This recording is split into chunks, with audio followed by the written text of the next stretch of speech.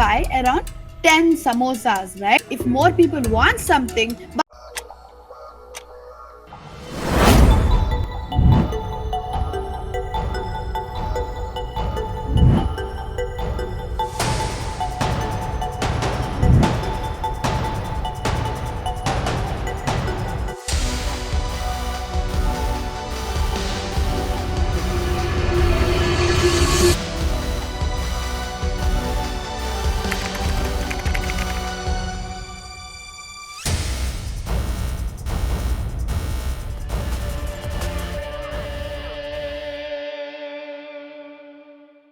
hey everyone, and welcome back to the Mind Over Money podcast. I'm Kshithij. And I'm Trisha. Today, we are diving into a topic that affects literally everyone. Whether you're buying snacks or saving for the future, we are talking about inflation, what it really means, and how it impacts your wallet.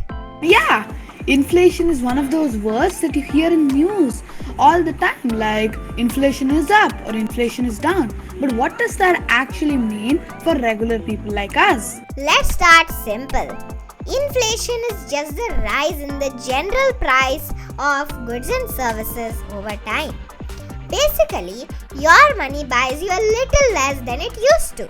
Imagine you had 500 rupees last year, and with that 500 rupees, you could buy around 10 samosas, right? Now, if this year those samosas cost 75 rupees instead of the 50 rupees it was last year, now your 500 rupees only gets you around 6 to 7 samosas. That's inflation in action. Nice example. So, it's not that your money disappears. It's that the value of your money drops because the prices go up. Okay, so why does this happen? Now, there are a few reasons. One big one is supply and demand. If more people want something but there isn't enough supply, prices go up. Another reason is cost push inflation. Like if the cost of making bread goes up, say wheat becomes more expensive, then bakeries charge more, thus you pay more for the bread. And then there is when governments print too much money. If there is too much money chasing too few goods, prices rise. Actually, the last one is exactly what had happened in Zimbabwe in 2008. Their government printed massive amounts of money and the prices went absolutely crazy. At one point, inflation there was so bad that the prices were doubling every single day. Can you believe that? Yeah, that's just crazy. Yeah, it just got so extreme that people needed $1 trillion banknotes just to buy a loaf of bread.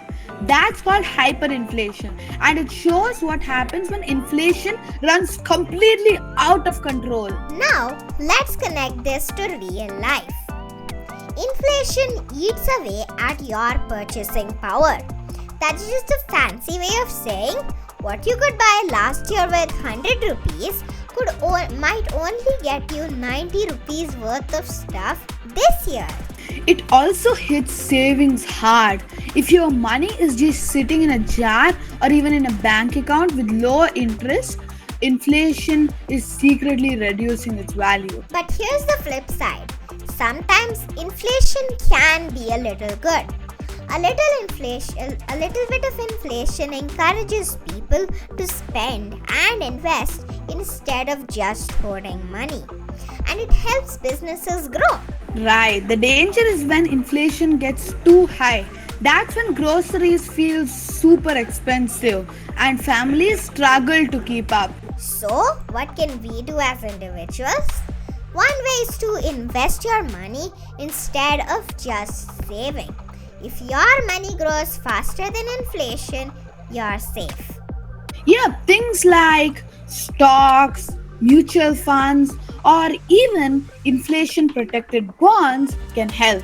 And on a day-to-day level, being smart about your budget helps too. Compare prices, cut unnecessary expenses, and look for value. So, to wrap it up, inflation is simply rising prices. It makes your money weaker over time, but if you understand it, you can actually plan and protect yourself. Exactly. Don't fear inflation. Just be aware of it. The key is making your money work for you, not against you. Thanks for tuning in to the Mind Over Money podcast. If you found this helpful, share it with a friend who's always wondering why their favorite snacks keep getting pricier.